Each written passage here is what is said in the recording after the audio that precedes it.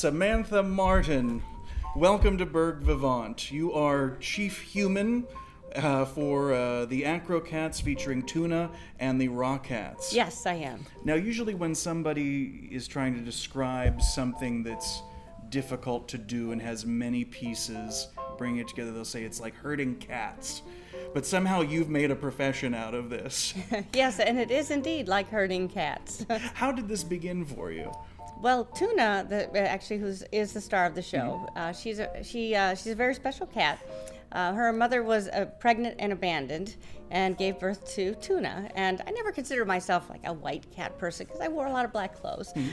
But this cat really kind of stole my heart. So I ended up finding homes for the others, and I kept this one particular cat because she just seemed to have something special about her.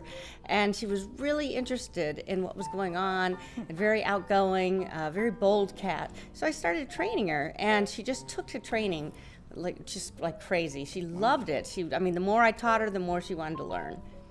So she was kind of the catalyst and the inspiration because I thought... The catalyst. The catalyst, oh, very yes. Good. I caught that. Yes.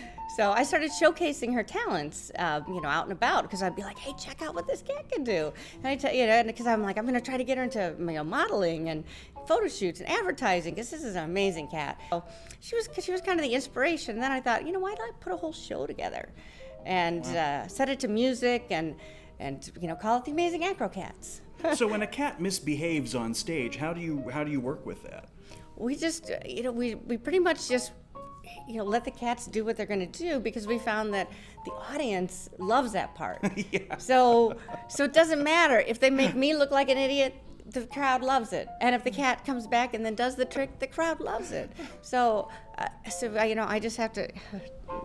Yes, that helps sometimes, indeed. Now the show, and just carrying on, just keep smiling. Whatever happens, just throw your arm out and just keep smiling. Now the show's grown considerably since the early days. You travel now on a big tour bus, which is parked outside right now on Liberty Avenue, outside the Bricolage Theater, where we're on set right now. How many cats do you travel with?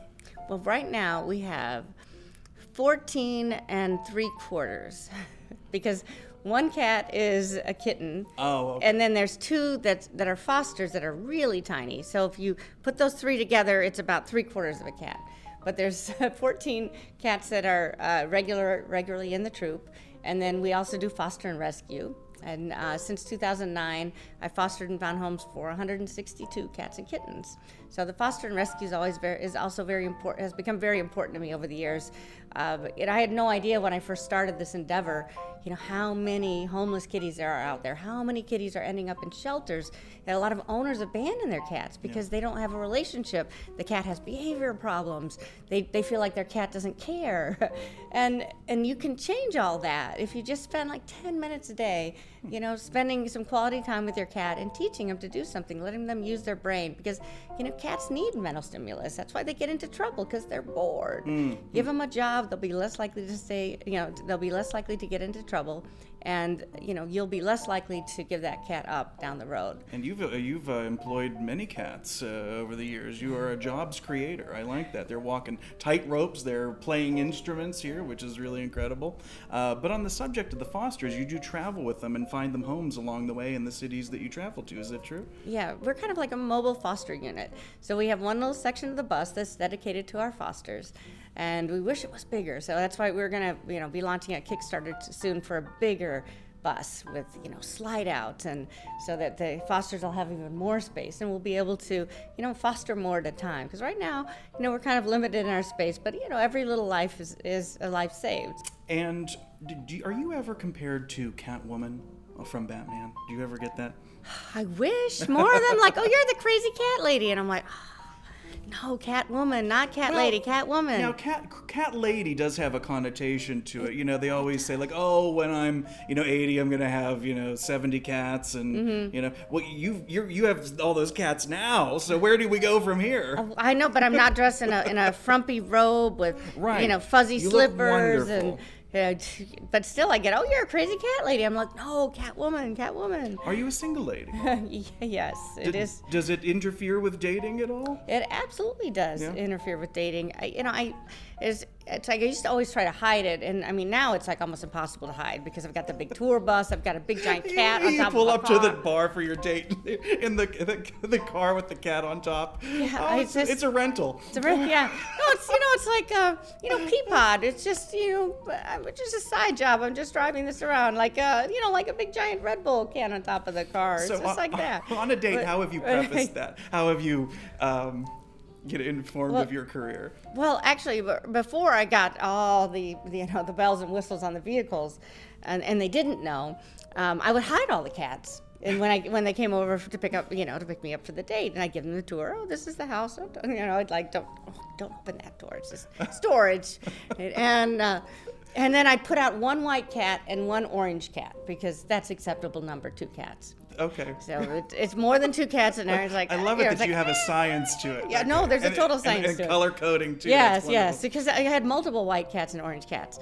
So every time he came over, I would switch out the white cats and the orange cat, and to see if he'd notice a difference. And he'd pat him and be like, "Oh, do you think they remember you from last time?" I'm like, probably not. Probably not.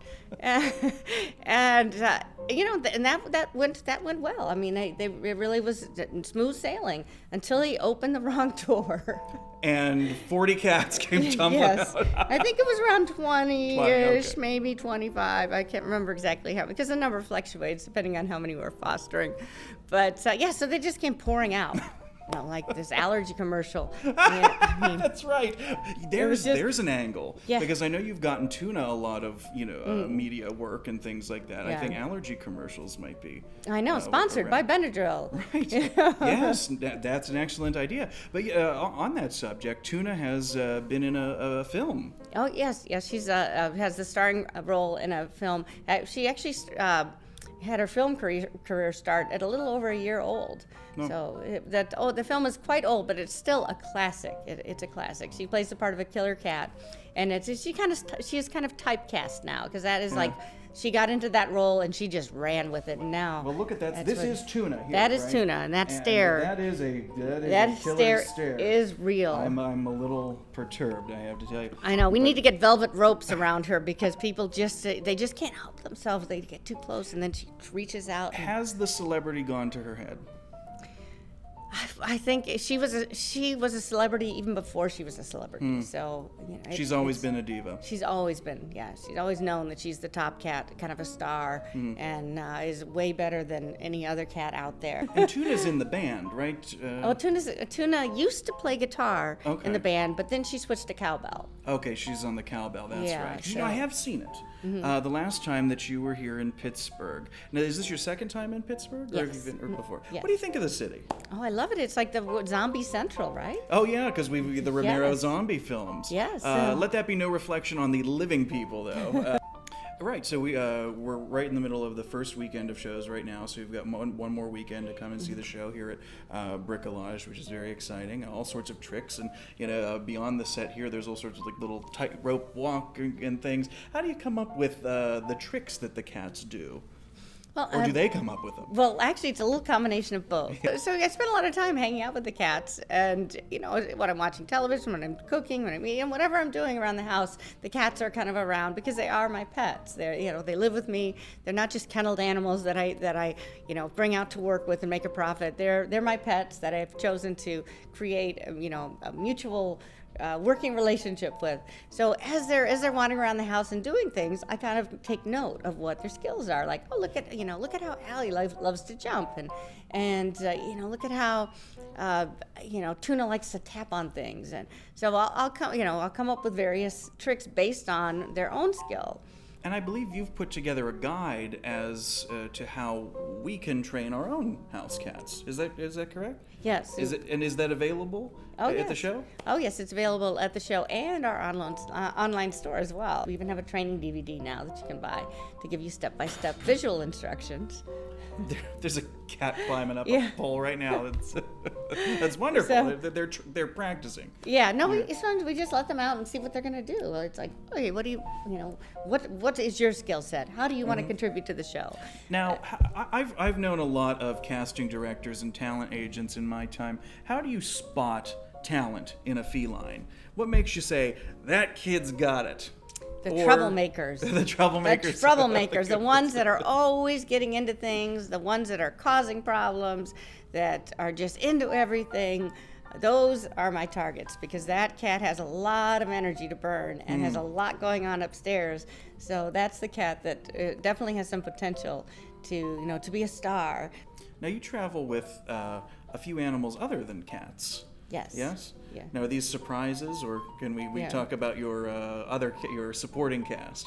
Well, we have a chicken in the show. Well, we have a rat also. There's a rat that comes out, makes a brief appearance because I started my whole animal training career with rats. Oh, okay. And I had a show called The Amazing Acro-Rats. Are you serious? That is so. Acro-Cats came out of Acro-Rats. Yes, yes. Wow. So I decided when I put the show together, I'm like, well, why not call it the Acro-Cats, like the Acro-Rats? I do think cats are slightly more appealing. Yes, yes. It did have a very limited shelf life. The Acro-Rats, small crowds. There was no rats to riches story there. I think there's a niche market for that. There was, and I was it. I think- was on all the big talk shows back in the day. I was on Geraldo. For the rats. Yeah, for the rats. Yes, I was on, Pet Star. All those. Even the Tonight Show. Actually, we had the chickens on. But the rats really were Inside Edition, Early Edition, Wow. Midnight Hour. So the rats really just launched me into, like a segment of fame. And there was definitely a niche market for the rat. Okay, now this is an Acro-Cat in training? Mm-hmm. Yes. And who is this? This is Noah. Noah? Yes. As Noah. in the Ark?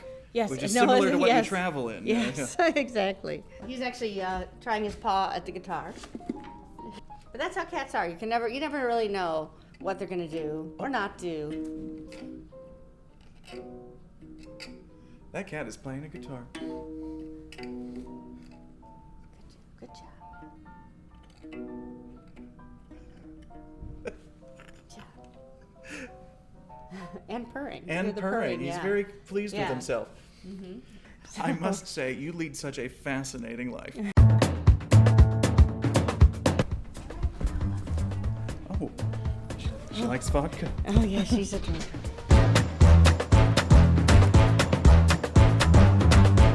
Because the cats all live with me, and I'm always watching. I hang out with them a lot because I'm single and all, What else do I have to do with my time We're but to gonna hang out with the change that. cats? Listen, you need to. There is a guy in Pittsburgh, I'm sure, that wants nothing more than a woman who can train 17 cats yeah. like that.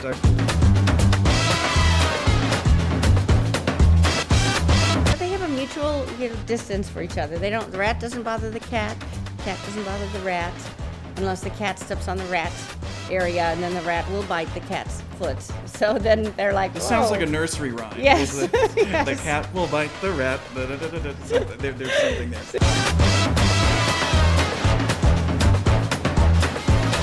And the same with the chicken. The chicken terrorizes those cats. That chicken, Wow. there's a reason why we call him Cluck Norris. Cluck Norris. Cluck is the Norris, name. yes. That's wonderful.